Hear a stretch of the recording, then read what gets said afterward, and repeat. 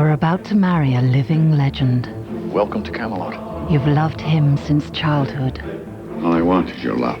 Your life seems complete until someone else leaves you breathless.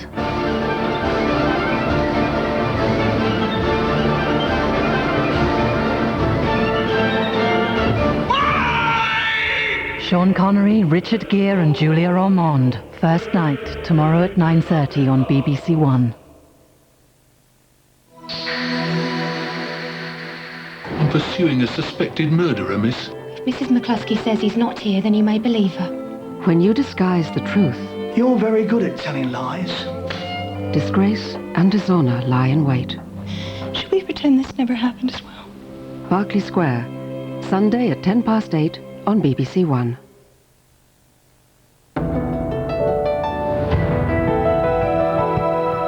We'll be joining BBC News 24 in a few minutes here on BBC One after a look at the weather with Peter Cockcroft. Hello again. Well, if you've had enough of our cool, wet summer, how about seeking some heat? Southern parts of Europe. It's been stiflingly hot recently. Temperatures during Wednesday between, 40 and 42 Celsius in southern parts of Italy. Across in Tunis, a stifling 46 degrees. Mind you, not so very far away, lots of thunderstorms rumbling away across northern parts of Spain up into southern France. That's getting on for an inch and a half of rain falling in 12 hours up to Wednesday evening. And in fact, you can see those thunderstorms showing up quite nicely drifting northwards into France. You'll also notice symbols in a nice arc up towards Warsaw and also across Scandinavia. A few rumbles of thunder, a few flashes of lightning across towards the Moscow area too. And there's the cloud that's been bringing that unsettled weather. A little area of low pressure sitting in here. I think it is likely to remain to the southwest of the British Isles. But the distribution of the thunderstorms will change subtly through Thursday into Friday. I think they will gradually rumble themselves out across western parts of Europe, transferring more towards the Balkans and across Eastern Europe and up into Western Russia. Now, closer to home, things are about to warm up, thankfully, and as you can see here, some warmer orange colours beginning to appear on our temperature maps as we go through Saturday, Sunday and into Monday. And I think we're likely to see more in the way of sunshine as this ridge of high pressure topples down across the British Isles through the weekend. Some weak weather fronts moving in from time to time, but I think most of the cloud and the rain will be across northern parts of the British Isles, and some of it is going to be very light and patchy. Mind you, the sunshine will be very strong across the south, high risk of sunburn, so if you're lucky enough to have some tickets for the finals at Wimbledon, don't forget to take your sun hat with you. Tonight, thicker cloud bringing a little bit of drizzle to eastern parts of England, lowest temperatures 7 or 8 degrees. And then tomorrow I think we'll gradually find things brightening up in the east. Always quite a bit of cloud clinging to those North Sea coasts. Once again, the best of the sunshine around Irish Sea coast, and perhaps later on in the day, a good deal of sunshine beginning to break through around the Firth of Forth. So top temperatures, southern Scotland and southern parts of England, around about 20 or 21 degrees. And of course that warmer, sunnier weather coming along for the weekend as well. That's the forecast. Good night.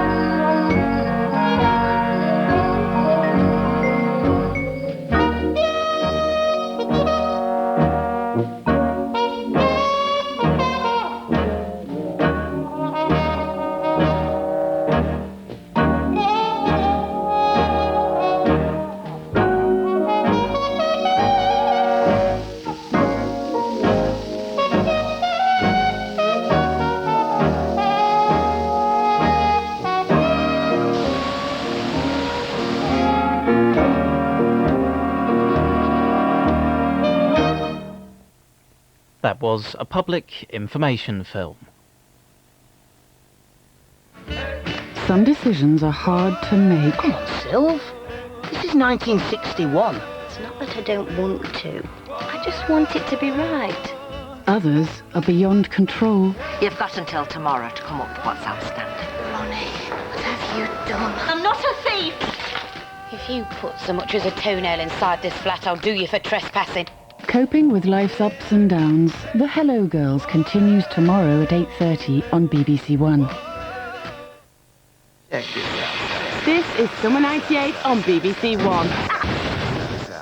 A sizzling lineup of the hottest new drama. Since his death, David has become a total stranger. My DCI is people in my office with her spies. I'm looking for my daughter. Last known contact was at 1900 hours. Fascinating documentaries. This is the project that inspired Jurassic Park. It's a thrill to be tantalised. When I get married, I'd like to have 2 children. And fresh new comedy. They are my hotel guests. Do not treat them as such.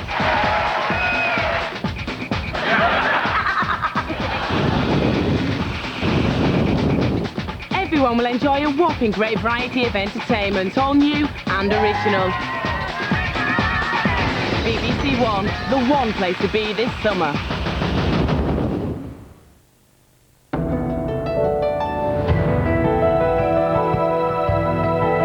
Now, BBC One joins BBC News 24.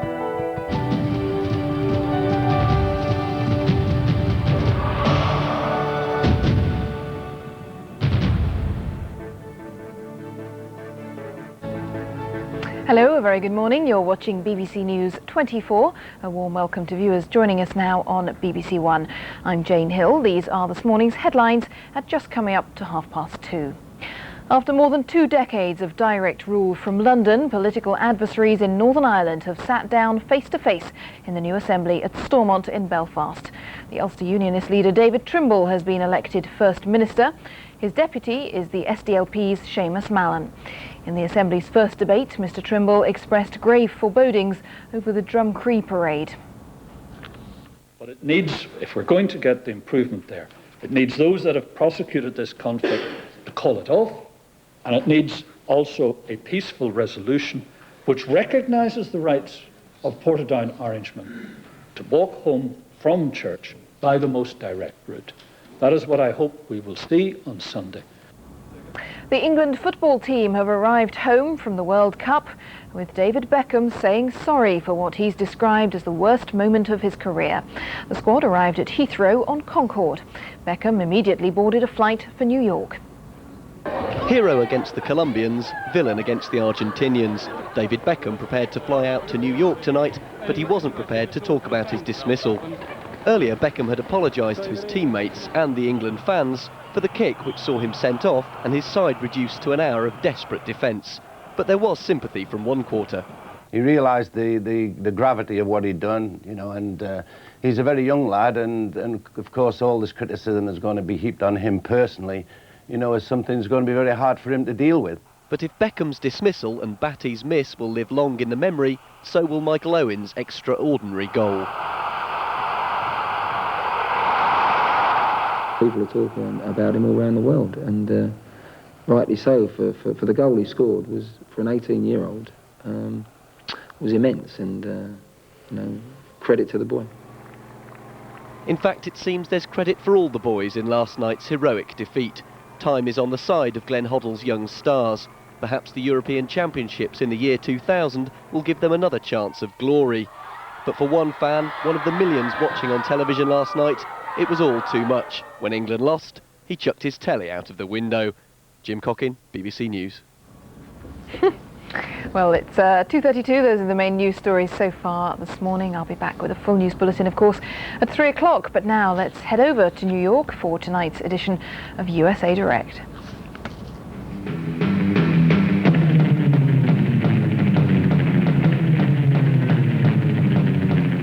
From BBC News, this is USA Direct. Reporting from New York, Jane Hughes. In this edition, women who sell their eggs to fertility clinics. It's a growing ethical issue in American healthcare. The Dust Bowl is returning to California, while Los Angeles is being hit with pollution in its water system. And Englishmen in New York, how are expats coping with World Cup defeat? But first, Police officers in New York are picking up the pieces after a protest by up to 40,000 construction workers turned violent. The streets of the city were paralyzed for several hours by the demonstrations on Tuesday, and the police acknowledged that they completely underestimated the impact of the demonstration. The strong emotions displayed in New York, combined with the tenacity of the striking workers at General Motors in Michigan, are making some here talk of a national workers' backlash. Emily Wilson reports. The violent scenes on the streets of Midtown Manhattan came as a shock to New Yorkers. More than 20,000 construction workers took to the streets to protest the use of non-union labour in city contracts. Police and even union leaders were reported to be surprised at the size and ferocity of the protest and were obviously unprepared for the scuffles that led to 38 arrests and more than 20 people injured. Several thousand miles away in Flint, Michigan, workers in General Motors are still holding siege over assembly plants after a month of conflict with the company's management. The union is protesting GM's demand to cut costs and raise productivity to compete with the likes of Ford and the newly formed Daimler Chrysler. GM are expected to stand their ground and accept short-term losses of nearly $1.2 billion for the sake of becoming more competitive in the future. So far, tensions haven't risen to the level seen in New York, but fears are growing of a nationwide increase in industrial militancy. Emily Wilson, BBC News. Well, with me now is Daniel Diamond, Professor of Economics at the Stern School of Business at New York University. Professor Diamond, a lot of people were really taken by surprise by the size of this demonstration and by the force of feeling. Does it really indicate to you the strength of feeling among these construction workers? I think everybody was taken by surprise, but on reflection, we shouldn't have been, at least in terms of what happened, maybe the specific incident, but what happened. Labor and labor unions, in particular in the United States, have been frustrated, certainly for the last 20 to 25 years. They've also, of course, been greatly injured by the loss of jobs. Privatization, certainly, has been a factor, outsourcing, and, of course, moving U.S. Plants offshore. So could this demonstration, in other words, be part of a broader backlash? There is, after all, a strike at the moment at General Motors. I think it's definitely the case. There was, you may recall, an election in terms of the leadership of the major union in the United States, the AFL-CIO. That new leadership presented a mandate to its members that it was going to be more aggressive. So briefly, dramatic scenes on the streets of Manhattan. Do you think we're going to see more of this? Oh, I think you are. We know that labor unions tend to be more aggressive when the economy is prosperous, when there is a tight labor market, as there is, and they know that they have greater bargaining power. And if they don't do it now, then that opportunity will be lost, because eventually the economy will slow down, and indeed we will have a recession. The question is when. Professor Daniel Diamond, I'll have to stop you there. Thank you very much for joining us. Well, pleasure to be here. Building site workers may be unhappy, but those in the computer industry are riding high on America's economic boom. Salaries and benefits in high-tech companies are so good, they're luring increasing numbers of students away from their studies and from hopes of a degree. But the students are being warned that their choice could well come back to haunt them when there's a downturn in the economy. Our reporter Paul Mueller has more. The high-tech field is the fastest-growing segment of the nation's economy, and as a result, universities are losing their students to big business. Students are abandoning their computer science classes, impressed by wealthy computer gurus like Bill Gates of Microsoft, who himself dropped out of college. This lab at Parsons School of Design in New York is empty. Students are on summer vacation. But this is indicative of computer science programs across the U.S. The challenge for from our viewpoint is not really getting the students in, but keeping them once they are in here. If a student can leave and make top dollar, why should they stay? We tend to place a fairly high value on academic training. For us, what's important is that people know how to think. Companies like Razorfish can be very enticing to fresh-faced talent, with benefits like high starting salaries, a tuition expense fund, and a laid-back, casual work environment. Some students jump at the immediate opportunities, but academia is concerned about their future. Most of the work available, although plentiful, is drudge work. You can go out and get a good salary doing a lot of different types of drudge work on the web, and people are desperate to hire. But once hired, the question really remains, where is this student? What have they done? It's a difficult choice many students face. Either stay in school and complete their degree, or drop out and take a high-tech, high-paying job. Two things educators point out that students should take into consideration when making this decision are long-term job security and completion of their degree. There are 25,000 students who earn their computer science degree each year, and by the year 2006, there will be just under 2 million available jobs. David Roman is a senior developer at Razorfish with a degree in something you might not expect: communication. My degree had nothing to do with computers, but it's more of just the willingness and the desire to kind of get in and try to figure out how it works and make it work for what we want. Because it's not in a school environment, that doesn't mean that we're not learning as much as, let's say, if we did go through a whole program. In fact, I think we can actually learn a lot more in a lot quicker time. In the meantime, universities struggle to keep their curricula up to date and in line with the new technology, to keep students in the classroom. Paul Mueller, BBC News, New York. When the economy's doing well, people often turn their attention to other aspects of their lives that are less than complete. For some, that means their inability to have children. And here in the United States, growing numbers of young women are coming forward to meet the needs of infertile couples by offering them their fertile eggs. But they're charging the couples large sums of money, raising serious ethical questions in the minds of many. Paula Harrington reports.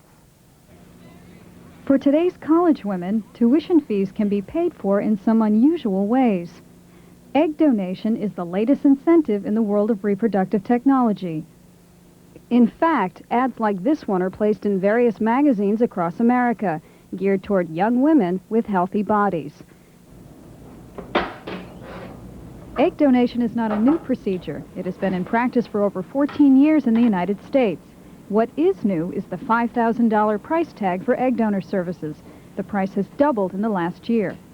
Federal and state laws prohibit the sale of human organs and tissue. Women who undergo this operation are paid for their time and effort and not for their eggs. Egg retrieval is more complicated than sperm donation. It requires a series of hormone injections and minor surgery to retract the eggs. In 1995, Columbia Presbyterian Medical Center had 5 egg donors on file. The clinic now gets 50 to 100 phone calls a week. But the recent increase in compensation is alarming some doctors in what is already a fragile procedure. It's really more of an enticement, and I think you have to say what it is. And the women will tell you, too, the donors these days are more motivated, certainly by the prospect of making some, good income for a little bit of work and a little bit of risk. Another approach to reaching young women is the Internet. Services are cropping up all over the country, providing an integral screening process of egg donors for fertility clinics. The fee is added on to the $20,000 that couples already have to find. This website allows couples to click on and see photographs of egg donors. Assisted reproductive technology is rarely covered by medical insurance, and with the cost of egg donation on the rise, even fewer couples will be able to afford it. For the most part, egg donation is anonymous. Prospective donors are put through a series of intense physical and psychological tests. More than half the women drop out after their first interview. The fear remains, however, that commercializing these services may attract poor young women who might risk their health. This is not just a social concern, it's also a medical concern. Once you have a motivation that is related to survival, financial survival, you might tend to forget certain aspects of your medical history and other things that are critically important in screening a donor who is destined to give her egg to someone else. I've seen one relative and then a couple of friends go through fertility treatments or go through... This egg donor answered an ad in a newspaper. She has already had 2 egg retrievals and is in the process of a 3rd. And I don't really plan to have children of my own, and I thought, well, if I can do something that will financially benefit me, because I'm trying to save up money to go to graduate school, and also help a family that wants to have a child. I thought, well, why not? They made it a more human, still a transaction, but it was much more a human transaction. A transaction which at best has about a 1 in 3 success rate. That's the chance couples are willing to take. And with no ethical or medical guidelines, the questions that arise with egg donation may remain unanswered. Paula Harrington, BBC News, New York. Storms one day, tornadoes the next, heat waves the day after that. Americans just don't seem to be able to hear enough about extreme weather. And they usually assume there's nothing anyone can do about it. But in one remote part of California, man's influence on nature is causing weather problems. Years ago, Los Angeles began getting half its water from the Owens Valley, 200 miles away. The valley's never been the same since, as ABC's Jane Clayson reports. A clear day can be deceiving in the Owens Valley, because when the wind rolls over this dried-out lake bed, it whips up the worst air pollution in the country, a dust storm that turns this into this. Air so dense you can't see across the street. 40,000 people are affected, but the tiny town of Keeler gets the worst of it. This is a blight on California that should not exist. It's like a big dust pile, 100 square miles of dust. I mean, you can't breathe it. And if you breathe it, you die. That's no exaggeration. 300,000 tons of naturally occurring toxic pollutants fly off the lake bed every year. The dangerous contaminants that are present in the soil are cadmium and arsenic. Owens Lake was once the center of a fertile farm and mining community. But 85 years ago, the newly developing city of Los Angeles, some 200 miles away, built an aqueduct to divert the Owens River, which fed Owens Lake. The lake dried up, and the Owens Valley was stuck with the dust, while the river water still flows to L.A. dirt cheap. This is environmental justice. It's just wrong for the people of the Owens Valley to have their health harmed so the people in Los Angeles can pay less for water. And so Los Angeles is under intense pressure to put some of its water back into Owens Lake. One plan would divert up to 15% of the city's water supply every year. That may be too much for the big city to swallow, but Los Angeles is offering to return some water, which, along with gravel and vegetation planted on the lake bed, might control the dust. We're not agreeing to go up there and just throw money at it. We are willing to spend what it takes in effective measures to clean it up. But nobody's holding their breath until the next dust storm, when the big city and the small town go at it again in one of the longest-running water wars in the West. Jane Clayson, ABC News, Owens Valley, California. Now over to Wall Street for the latest business news from Patrick O'Connell. Jane, thanks very much indeed. There are calls for sanctions on certain Swiss banks over unresolved questions over the fate of the assets of victims of the Holocaust. As you may recall, this is a long-running affair, but it seems now there's been a real deterioration between the two sides.